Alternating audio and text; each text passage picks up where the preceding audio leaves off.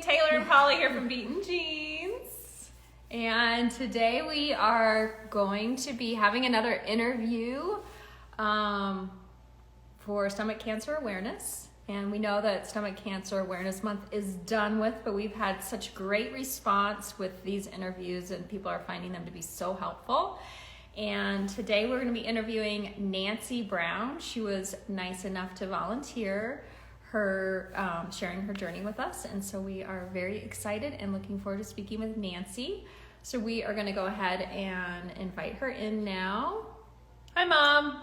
Our mom is tuning in today. She never watches our lives, and today she is. Nancy Brown? Yep. All right, here we go. We're going to invite Nancy in. Nancy made an Instagram page just as I heard. So we are familiar with Nancy from Hi, the Carrie. Facebook group. Hi, Carrie. Hi. Hi, Nancy. Hi, it's so good to see you. Good to see you. person. How are you? Good, I'm just trying to get this set up, so there we go. Got it working. Yeah, you're doing it. Yeah, Pretty cool. so happy to do this. I'm glad that you asked, because I was thinking, well, maybe I should join, but then, you know, my story, I don't know how interesting it would be to others, but there's always something to tell. Oh, So, absolutely. I think so. We're very interested in hearing your story. Now, where are you coming from? Where do you live? I'm in the Pacific Northwest. I'm right now in Spokane, Washington, which is on the east side of the state next to Idaho. But I retired 3 years ago, and we have a lake house in the middle of the state. It's kind of arid there, and that's where we've been staying. So just happened to be here because my son and daughter-in-law went on a trip, and we're babysitting, and I'm sitting in my 8-year-old grandson's bedroom right now. How to find a place to set up. He's at school, I take it. Yes. They have to get up at 6 in the morning to catch the bus at 7, so it's a long day. That's a lot for an 8-year-old. Yeah, and the 6-year-old and the 11-year-old, but they're good kids. So. Good. And fortunately, my son did not inherit the genes, so I don't have to worry about the grandkids. Oh, thank goodness. And you have the one son? I have a daughter also, and she was negative. But I also wow, yeah, that's incredible. And what a miracle.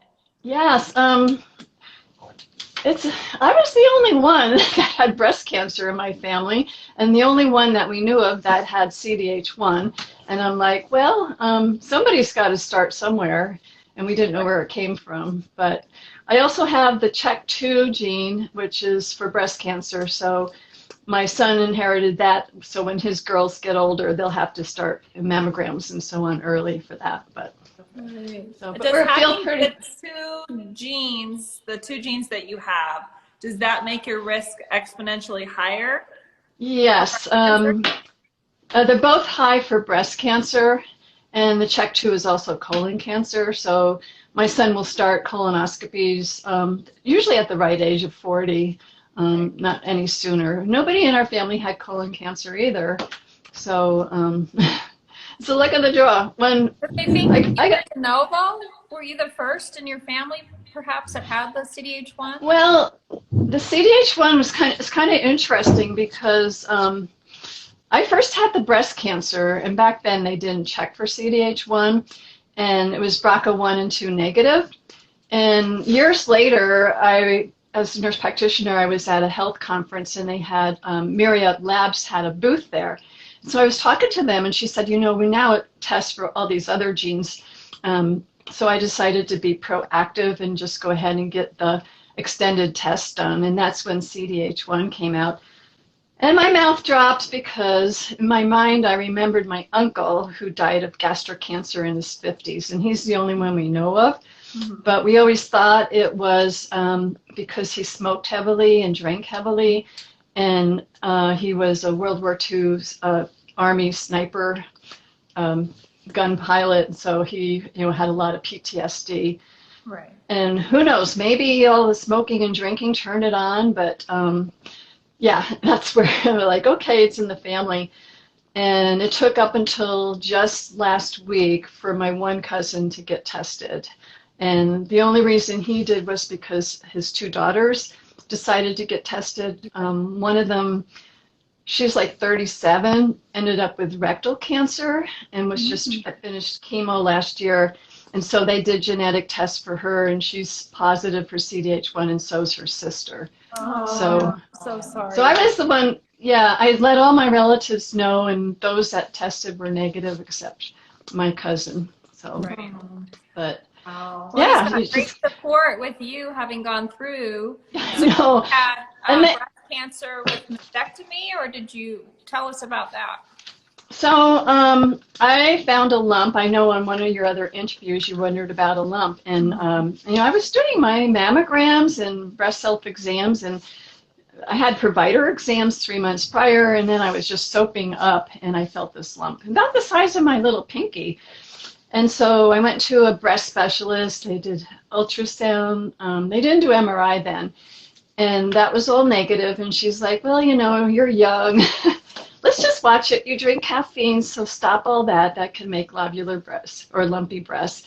3 months later, I felt it got smaller, but I could see the look on her face. She's like, no, it's more firm. We need to take it out. And then my husband said, well, you know, if it is cancer, let's go to a breast cancer specialist, a surgeon who does that.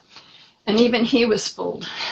He's like, you know, he sent it to the pathologist when he took the lump out, had a lumpectomy, and it took them a lot longer to figure it out, but it was a mass, and it had single cells marching out like a spider or a lace, and so they didn't get clear borders. And I went back in, and they took all my lymph nodes out because I was part of the sentinel lymph node study where they were just looking to see, you know, if the sentinel node is positive, then, or if it's negative, then the rest would be. And that was all negative, but they took about a third of my breast. So, okay, sitting on the fence, I had to have chemo and radiation, and then I went on tamoxifen for 5 years, and you know, the chemo and the radiation, you just do it, you bite the bullet. But it took about a year of my life, and you know, just really tired and sick all the time. Because you get the chemo for a week, you feel like you have the flu, and then you're sick another 2, getting over it, and then you're good 1 week, and then you go back for more chemo.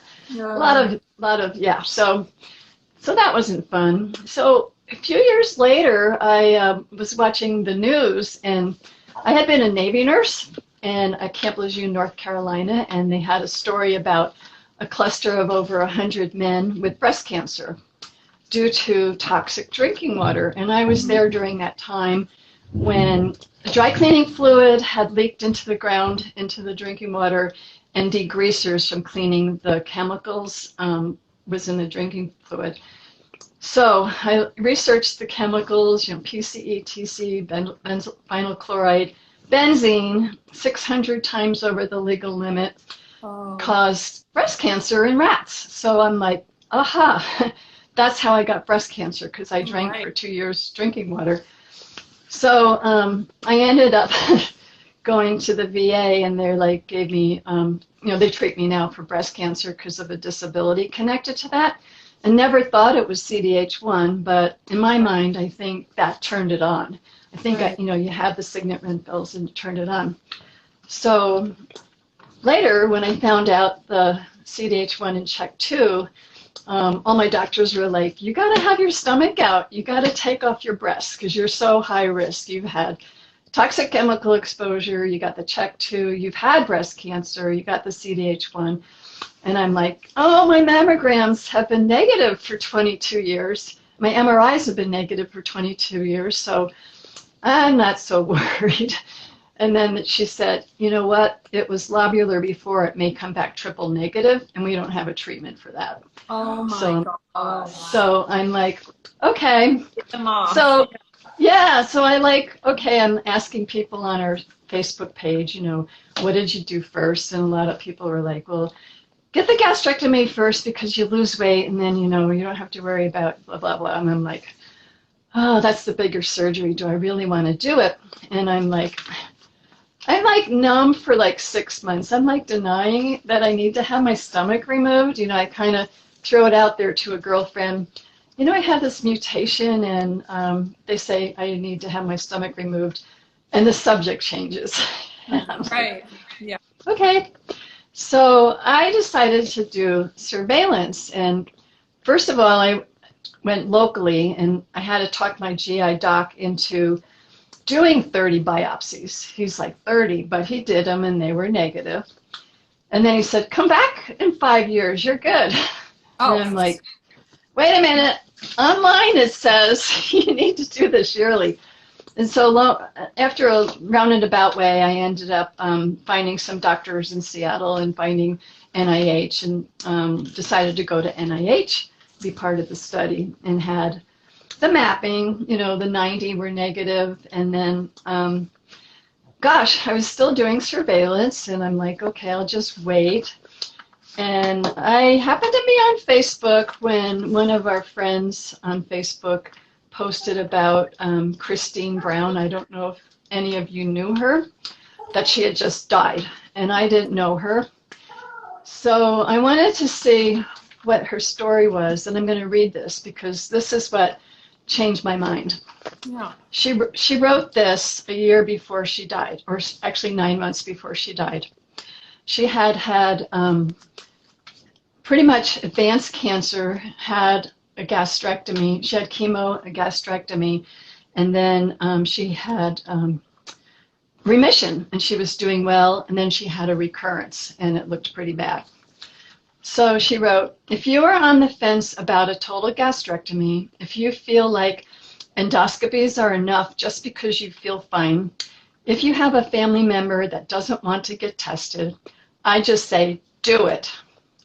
I know that a TG is a big deal. I know it changes your life and there are obstacles you will face, but hereditary diffuse gastric cancer is evil. It's sneaky, it's invasive, and honestly, you could already have it. So she goes on to tell about her story, and then she ends it with, my prognosis is not good. Listen, my life is so important to me. I'm not telling you this to depress you or make you feel sorry for me. I'm saying this because if my story can make one CDH1 carrier get the TD before this happens to them, then at least I know I made a difference. So I sat there and I thought, my uncle was given 6 months to live, and I watched him suffer for 2 years.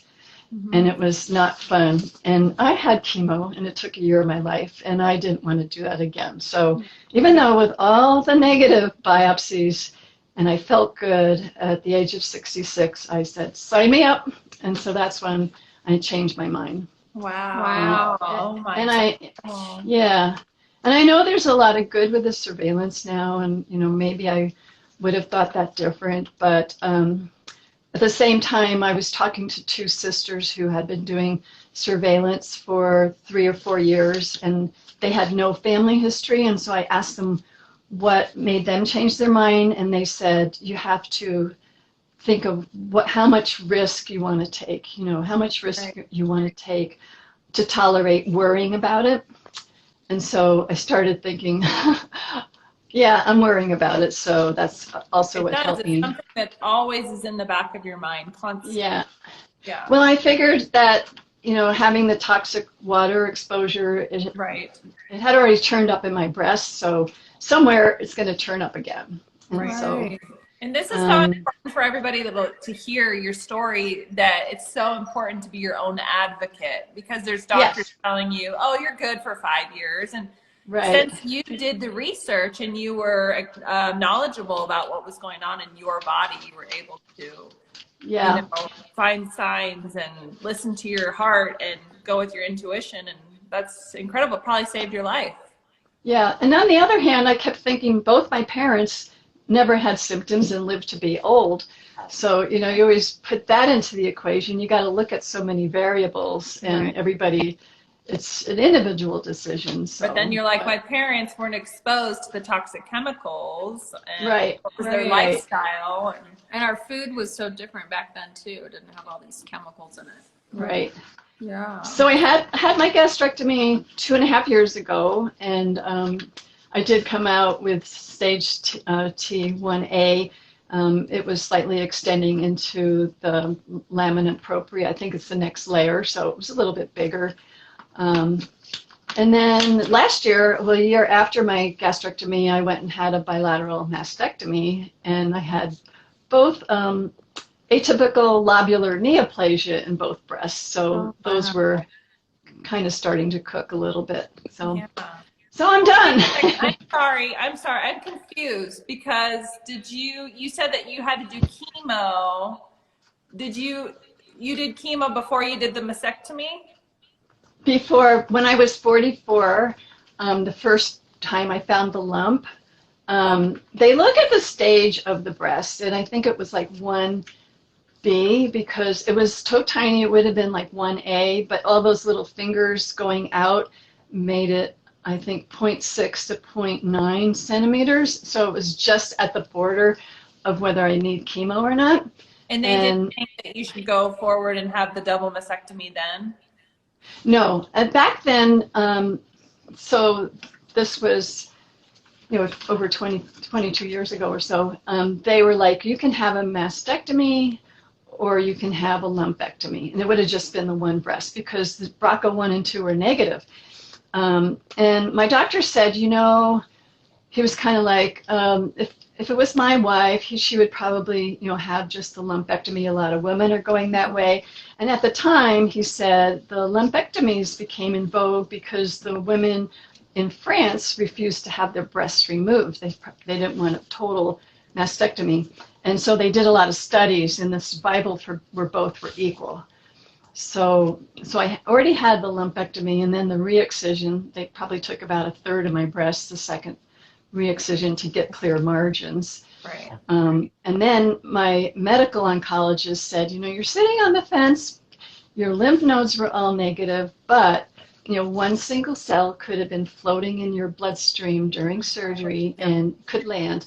So there's 2 different recipes. You could have this one or that one. I chose the lighter one, but it was still, pretty heavy. And then we follow up with radiation to the breast and then tamoxifen. And it wasn't until just 2 years ago when I found a CDH1 in CHEK2, they put me on a araminase inhibitor right away to lower any further risk, which I stopped when I had the bilateral mastectomy. Mm-hmm. Oh, wow. Good. Wow. Oh my gosh. Yeah. So back then I would have, it was right around when CDH1 was being discovered is when, they were not testing for it then. So, yes. So take us to your gastrectomy. When you removed your stomach, so you were 1A and you had it done at the NIH. Is that correct? Correct. Yeah. Okay. And how was your experience? Well, being a nurse practitioner and my husband is a nurse anesthetist, we're like really picky about everything and like looking at, universal precautions and just checking out the cleanliness and making sure everybody's, doing their hand sanitizer. And then we met, and then this is even before COVID, we did this. And then we interviewed the team and we were like, this is so thorough. I hadn't even gotten a chance to be interviewed in Seattle yet. And I said, I want to just come here. And the team is there for you, even like the clinical pharmacist, the dietitian, the support that you get is phenomenal. So Dr. Davis, I told him I couldn't have, I'm allergic to anti-inflammatory NSAIDs, Motrin, ibuprofen, and morphines, but he just dialed in the pain pump and everything with the epidural. And, day 5, take it out. And I think I had 1 Vicodin, and then I never, ever needed any pain. It was just wow. Oh, wow. Yeah. And I don't know if he did anything different for me, but it was just so smooth. I actually, you get up and walk post-op, and I had prepared for surgery by getting on my elliptical half hour, most days of the week. And so I thought, I'm going to keep up with that. So I got up and I walked with the nurse outside on the campus the day after, 2 days after surgery. Wow. And then it was Easter weekend, and it was quiet. My husband took me another day, and we went all over. walking. He pushed the pole, but just slowly, you know, they have places to rest, benches and stuff. But I may have overdone it, but it just felt so good. And, you know, everybody can stay there as long as they recover. And, you know, you transfer to the lodge and you can fly home when you can. You know, eating, they have the recipes there for the phase 1 and phase 2. I did well with that. I think a lot of it is the fatigue when you get home, you know, you want to do more. It was nice that people prepared for me, like my husband doesn't mind cooking and put it in front of you because, you know, it's tiring to stand in front of the stove or to pop something in the oven, and that really helped. And, you know, we went out to eat, you know, 6 weeks later, it was my birthday, and had a little half a glass of wine, tolerated it. And, you know, probably it takes a good 3 months, 2 to 3 months to get yourself back. And then everything I looked at was a goal. Okay, I'm at 3 months now. You know, progress the diet at 2 months. Can't wait till I'm 6 months because the weight loss is going to slow down. Right. Oh, maybe it's 9 months. Okay, in a year I'm going to start gaining weight. You know, it was just like click these times off, and it went by pretty fast. So I don't know.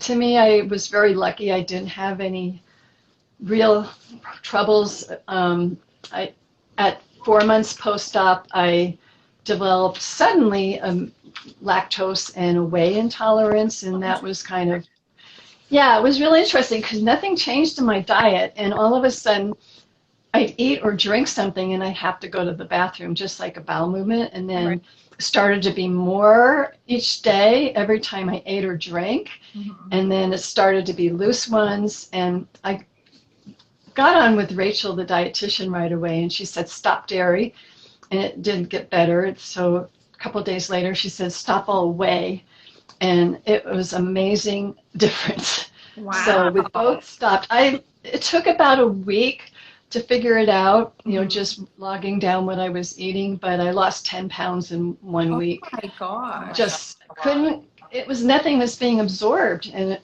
probably, you know, liquids too. I was dehydrated. And you're still off whey and dairy right now? So she said, give it a little while. So I gave it 2 months, and then I started back on like hard cheeses and soft cheeses, and then added the whey, lactose-free milk, and I tolerate all that again. Oh, you just need to get it out of your system for a bit, huh? Yeah, so I'm pretty careful about that, but there's another little thing that happened, and it's really weird, and this is unusual, so people might learn from it. My husband and I have been socially isolating and being really careful with COVID, but he took a trip the end of August to Montana with some friends, and his friend had a cold, was COVID negative. My husband brought the cold home. I got it. It always goes to trigger my asthma, which then caused bronchitis. And I couldn't eat without coughing, and couldn't talk without coughing, and I had a lot of phlegm, and I swallowed it. And I was like, you know, couldn't get it out. And so I started getting loose stools again, and I'm like, what is going on? And contacted Rachel. She's like, okay, stop dairy. And I'm like, I need dairy because calories. So I gave it a few days, and it didn't matter. So she, okay, go back on dairy. So NIH got together, and they decided to pull in a a GI doc. And so he called, and he had a half-hour appointment with me on the phone and diagnosed that I had post-infectious irritable bowel. Wow. So in other words, because you don't have a stomach to chew up bacteria, you know, anything going down can cause inflammation or irritation. Right. So So he told me how to treat it, and it's gone. But it's like, yeah. So what's that? How do you treat it? Oh, loperamide. It's the anti-diarrhea drug with irritable bowel. He said you could just take it regularly, like up to, I think you could take up to 8 a day. So he said, why don't you just take 1 twice a day? But I don't like to take meds, so I just took it once a day, and it controlled it. And then I went to like once a week. So it would normally be like a stomach infection or like a tummy ache, or right? But yeah, it's like a GI. intestinal. Right. Oh. Yeah, usually you take loperamide once after each bowel movement, but he said to take it just to control the symptoms, to slow it down. Wow. So, but that had to do with my husband's cold. I was so mad at him. Like, don't you dare bring anything home. Oh, I know. That's my kids are always bringing something home to me. Yeah. So, but like, who knew, you know? 2.5 years out, and you look amazing, and it's. Yeah, I feel good. We have a good life, you know. It's just you get, as other people say, you get used to eating and drinking more regularly. And my problem is I forget to bring a snack, but I always like carry something in the car to drink. But you know, I went to the museum with friends the other day, and I'm like, oh, we're here a little bit long. It's now 1 o'clock, and we haven't stopped for lunch. Oh, hey guys, we need to go eat, and so we go right away and go eat. Good. But, so everyone kind of understands what you're going through. Yeah. And supportive of that. Yeah. I wonder if like you being active before your surgery made it easier for you, like just being. Well, I think anybody. Well, it's good to have a good cardiovascular base going into surgery, because your heart and lungs during surgery. So even just walking, if you're not used to walking, Right. And I think that helped. The dietitian said, you know, don't gain weight ahead of time, because you'll lose. The heavier you are, the more you lose. And, you know, I don't know if there's a connection, but you don't want to get a fast weight loss because of the risk of gallstones. Yeah. And one thing I look back in hindsight, you know, I ate pretty heavy the day before surgery, you know, big breakfast, big lunch, you know, big dinner. And then the day after surgery, I'm like, oh my gosh, I shouldn't have eaten all that, because now I've got to get it to move out. And it's like you celebrate when you've had that first bowel movement, but surgery slows everything down. Narcotics slow it all down. Great advice. You don't. Your last too raw. Let's eat all we want, but not a good idea. Maybe the week before you last too raw. I know, you don't want to have all that in there, because, you know, you're walking and you're like 2 days later going, oh, I'm so bloated. Oh, okay, I like that. Okay. Yeah. So that was a tip for me. And, you know, everybody has troubles drinking fluids, and I need to drink more. But I just had my colonoscopy this week, and I asked for the little ClinPec, I think it's called. It's a small volume prep. But with the small volume prep, you have to drink like 8 glasses of water, 8 ounces the day before, and 8 along with the prep the evening before the surgery. So that's, and I could do it, and I actually drank more. I was like so impressed. Oh, good. Wow. Because I was focused. In the water, or are you able to just drink plain water? Plain water. Yeah. Right now I just made I added some Crystal Light to this, but I can drink plain water. In the beginning I couldn't, you know, just because of the surface tension of the water. I put in a little Crystal Light or a little juice, but yeah, wow, I could do it. Gosh. I could do it probably because I wasn't eating as much, but yeah. And so I've been really fortunate. I can sleep flat. I don't have the reflux. I had that once when I ate too much once at bedtime. But you've got that all kind of figured out, how much your body can tolerate, and yeah, my goal is to gain more weight. That's the frustration for me. I feel healthy, but then I feel like a patient because I'm underweight.